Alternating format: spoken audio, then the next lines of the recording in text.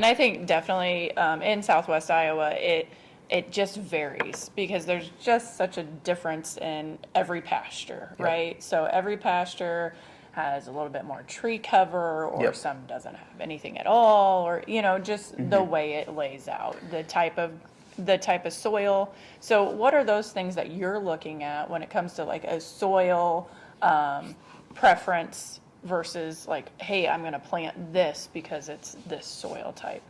How are you looking at that from your aspect? So that gets a little out of my wheelhouse, but Sure. yeah, when we start looking, and honestly, when you really think about it, raising cows is you kind of got to be just as agronomy minded as you Yeah. are cow minded Yep. doing all this. But kind of like I alluded to earlier, I think we've got to identify what we have to work with as far as acres. Like you just mentioned, Yeah. there's some soil types and pastures that are just more productive than others, especially in this area. Sure. We get into areas that got clay hillsides we all know aren't as productive. We Right. get on some good ridges, that in some of these pastures that are worthy of being row cropped, obviously they're Yeah. going to produce a fair amount of forage. So I think it's really good to identify what we have going on in those pastures as far as that aspects. One good thing we kind of look at is just a barometer in our operation is Okay.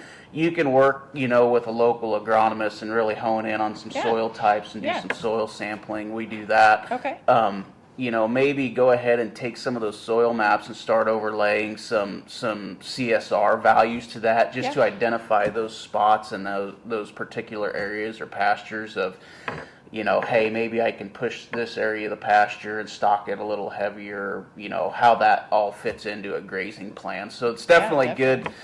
We do it in our operation is, just as much on the feed side of things, but especially when it comes to the pasture side of things, is we have soil maps and we have farm maps of every pasture, every hayfield of ours, identifying, what those acres and how productive those acres are. Yeah.